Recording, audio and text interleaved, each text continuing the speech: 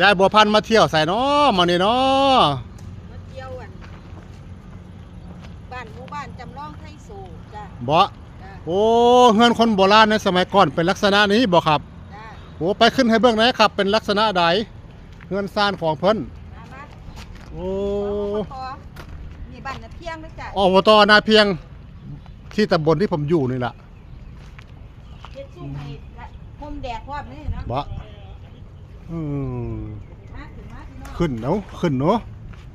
เออ อันนี้สั้นเนาะอันนี้บ่เป็นหยังขึ้นได้เฮือนโบราณสมัยก่อนก็เป็นลักษณะนี้นะพี่น้องเด้อเออมีหม้องนั่งพร้อมมีหม้องนั่งพร้อมบ่คักเนาะคักหม้องนั่งเล่นเจ้าเห็นมาเบิ่งหม้องเตาไฟมีจักรยานอันนี้หม้องนั่งเล่นพี่น้องหม้องนั่งเล่นหม้องรับแขกนี่หม้องรับแขกเพิ่นนี่เตาไฟจะบ่ได้เฮ็ดอันนี้เขาจำลองให้เบิ่งซื่อๆหม้องนี้หม้องเตาไฟขึ้นได้จริงนี่พี่น้องเอ้ยนอนได้จริงเด้อเฮือนเพิ่นนี่ขึ้นได้จริงนอนได้จริง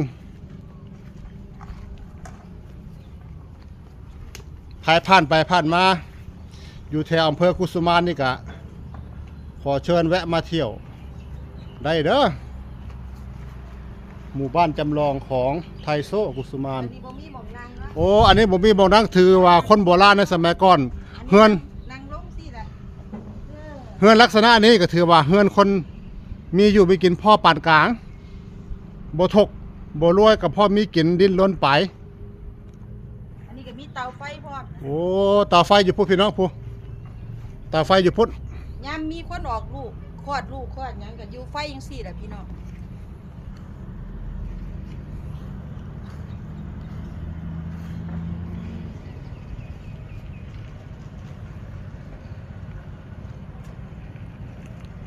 ไปเดินทางไปเบิ่งเรื่อยๆพี่น้องอันนี้คือหัวนะพี่น้องนี่รั้วของคนโบราณในสมัยก่อนเพิ่นจะเฮ็ดแบบนี้เพิ่นบ่มีซอปูนเพิ่นสิเอาไม้เฮ็ดพี่น้องเอ้ยสมัยก่อนรั้วแบบไม้แบบโบราณปะรั้วแบบไม้โบราณกั้นเขตอะไรพี่น้องเอ้ยนี่หม่องปลูกผักพร้อมโอ้อันนี้บ่งปลูกผักพี่น้องนี่แล้วว่าใส่กล้วยก็เด็ดใส่โลดเนาะแต่ว่าเฮือนหลังนี้เด้ยายบ่พัดนี่ถือว่าเฮือนคนรวยบ่ดิเฮือนคนรวยแล้วไปขึ้นไปปั่นเพิ่นเบิ่งนะโอ้เฮือนคนรวยลักษณะนี้เนาะสมัยก่อนเนาะถือว่าคนมีเงินนะพี่น้องเด้อนี่ในสมัยก่อนถือว่าคนมีเงินเด้อนี่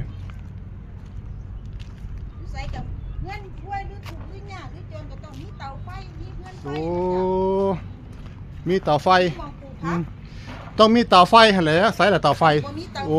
เตาเพิ่นบ่ได้เฮ็ดไว้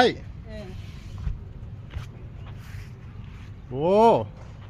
เจ้ามีเฮือนงามเนาะ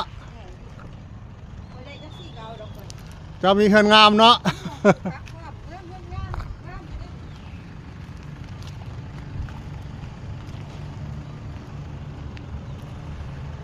ยายบัวพันธุ์มาขึ้นเฮือนจำลอง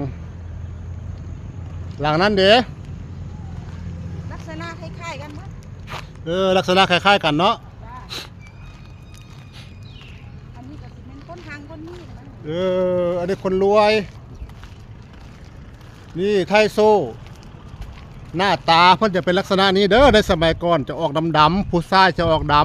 ำแต่ผู้หญิงสีขาวพี่น้องไทโซแปลกเนาะดำเกินเนาะบ่ดำดีๆได้ผู้ชายในสมัยก่อนดำจริงๆคือเดียวกับเขมรนั่นแหละดำแบบเดียวกันเลยแต่ผู้หญิงมันแปลกคืออย่างผู้หญิงนี่สีขาวเกี่ยวปนมาจังได๋ผู้หญิงนี่สีขาวแปลกนะสักผู้หญิงนี่ขาวเกือบทุกคนพี่น้องดำในส่วนน้อยอันผู้สาวไทโซนะมาโอ้หลังนี้ของอบตนาโพหลังเล็กตัวนี้หลังเล็ก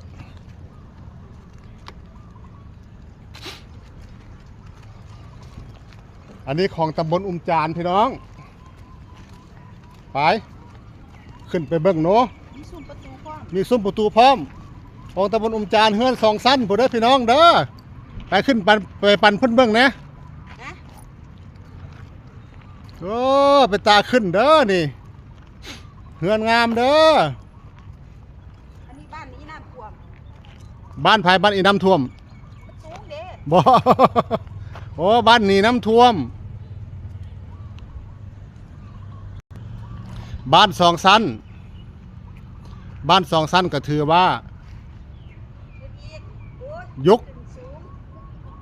ไม่ออกมาจักหน่อยก็ถือว่ามีฐานะจักหน่อยพี่น้องในสมัยก่อนเนาะโอ้เจ้าได้ขึ้นเฮือนงามเนาะยายบัวพันธุ์เนาะขึ้นเฮือนงามเสือเจ้า เตาไฟเจ้าพี่น้อง มีเตาไฟบ่ เ